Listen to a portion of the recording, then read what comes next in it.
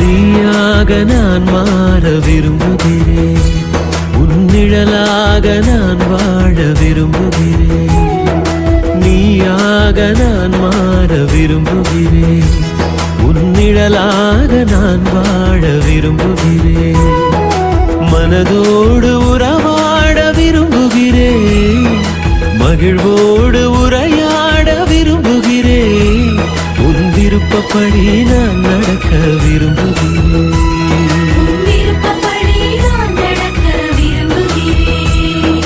விரும்புகிறேன், நான் விரும்புகிறேன். தந்தை, மகன், தூய் ஆவியின் திரியேக ஆசீர்வாதம் நம் அனைவரையும் ஆசீர்வதித்து காப்பதாக.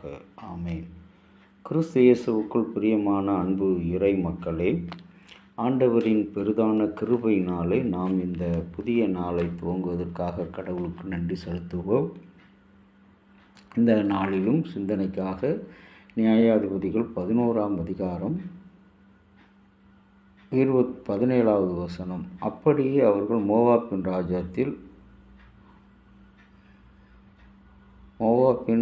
ராஜாவிடத்தில் அனுப்பினார்கள். அவர்கள் சம்மதிக்கவில்லை.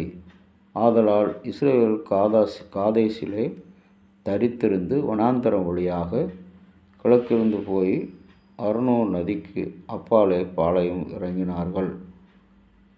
அந்த ஸ்தானாதிபதிகளை அனுப்பி உன் தேசத்தின் வழியாக கடந்து போகட்டும் என்று சொன்னால் ஏதோமின் ராஜா அவர்களுக்கு செவி கொடுக்கவில்லை. கர்த்தர் இஸ்ரவேல் மக்களை காத்து வழிநடத்தும் போது அவர்களை அழைத்து கொண்டு போகிறார். அழைத்து கொண்டு ஏதோமின் ராஜா இடமும் சொல்லி அனுப்புகிறார். அப்பொழுது அவன் செவி கொடுக்கவில்லை. இன்றைக்கு தலைவர்கள் அனைவருமே கர்த்தருடைய வார்த்தைக்கு செவி கொடுக்காத ஒரு நிலை, கடவுளின் வார்த்தைக்கு செவி கொடுக்காத ஒரு நிலை இருக்கும் பொழுது மனிதனுடைய வாழ்க்கைக்கு, மக்களுடைய வாழ்க்கைக்கு, விசுவாசிகளுடைய வார்த்தைக்கு எப்படி செவி கொடுப்பார்கள்? இன்றைக்கு நாம் கடவுள் நம்மை அழைத்திருக்கிறார் என்று சொன்னால், இந்த சிறப்பு பணிக்கு கடவுள் நம்மை அழைத்திருக்கிறார் என்று சொன்னால், அந்த ஊழியம் கடவுளின் ஊழியம். நம்மை தலைவனாக தந்தையாக வைத்திருக்கிறார் என்று சொன்னால் கர்த்தருடைய அழைப்பு. அந்த அழைப்புக்கு நாம் செவி கொடுக்க வேண்டும். அன்றைக்கு ஆபிரகாம் செவி கொடுத்தான், அவனுடைய சந்ததியை பெருகச் செய்தார். தாவீது செவி கொடுத்தான், அவனை அநேகருடைய சூழ்ச்சியிலிருந்து காப்பாற்றினார். தானியேல் செவி கொடுத்தான், அவனை சிங்கக்கபியிலிருந்து காப்பாற்றினார். இன்றைக்கும் கூட அன்பு தேவனுடைய பிள்ளைகளை, நீங்களும் நானும் இன்றைக்கு செவி கொடுக்காமல் வாழ்வதற்கு காரணம் நம்மிலே இருக்கிற எண்ணங்கள். ஒரு சமயம் ஒரு சுண்டெலி பூனையை பார்த்து பயந்து, இந்த பூனை என்னை தின்றுவிடும் என்று சொல்லி மந்திரவாதியிடம் கேட்கிறது. மந்திரவாதி அதை பூனையாக மாற்றிவிட்டார். பூனை நாய் கடித்து விடும் என்று சொன்ன உடனே நாயாக மாற்றி விடுகிறார்.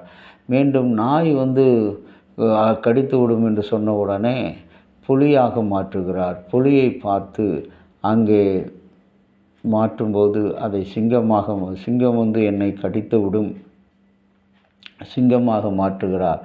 மீண்டுமாக அந்த சுண்டெலி உருவத்தோற்றம் மாற்றம் பெற்ற பிறகு மந்திரவாதியிடம் கேட்கும், உன்னிடத்தில் இருக்கிற பயம் மாற வேண்டும். அந்த பயம் மாறும் பொழுதுதான் உன்னுடைய வாழ்க்கை நிலை மாறும். இன்றைக்கு பாவம் என்ற பயம் நம்மை ஆட்கொண்டிருக்கிறது, நம்மை பிடித்து கொண்டிருக்கிறது. அவற்றிலிருந்து நாம் விடுதலையாகும் பொழுதுதான் கர்த்தர் நமக்கு பூரண விடுதலையும் புதிய சுகத்தையும் கொடுக்கிறார். ஆகவே அன்புக்குரிய இறை மக்களே, நம்முடைய மனங்கள் கடவுளுக்கு பயப்படுகிற இருதயங்களாக இருக்க வேண்டும். அப்படிப்பட்ட இருதயத்தின் நினைவுகளை கர்த்தர் நிச்சயமாகவே ஆசீர்வதிக்கிறவராக இருக்கிறார். நம்முடைய வாழ்க்கை செவி கொடுக்கிற வாழ்க்கையாக இருக்கணும். முதலாவது கடவுளுக்கு செவி கொடுக்க வேண்டும், அவருடைய வார்த்தைக்கு செவி கொடுக்க வேண்டும். இரண்டாவது பெற்றோருக்கு, உற்றார் உறவினருக்கு செவி கொடுக்க வேண்டும்.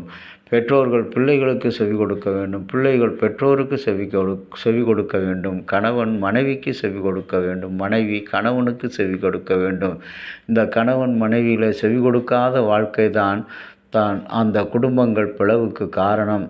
அது மாத்திரமல்ல, தவறான வழியிலே செல்வதற்கு காரணமாகவும் அமைகிறது. ஆகவே நம்மிலே இருக்கிற அந்த செவி கொடுக்காத நிலை, மந்த இருதயம், மந்த காதுகள் உள்ளவர்களாக இருக்கிற நம்முடைய வாழ்க்கையை மாற்றி போட ஆண்டவர் இந்த நாளிலே நம்மை அழைக்கிறார். இந்த சிந்தனையோடு கடந்து செல்வோம். ஆண்டவரை நோக்கி ஜெபம் செய்வோம். அன்புள்ள தகப்பனே, நாங்கள் எத்தனையோ முறை உமக்கு செவி கொடுக்காதபடி, உம்முடைய சித்தத்தை அறியாதபடி வாழ்ந்தோம். அவற்றுக்கு எங்களை முற்றிலுமாக தண்டித்து இந்த நாளில் உம்முடைய பிள்ளையாக மாற்றும். இறைமகனை உம்முடைய திருக்கரத்தில் எங்களை அர்ப்பணிக்கிறோம். ஏற்றுக்கொள்ளும் வழி நடத்தும். இறைமைந்தன் இயேசு நாமத்தில் வேண்டும்.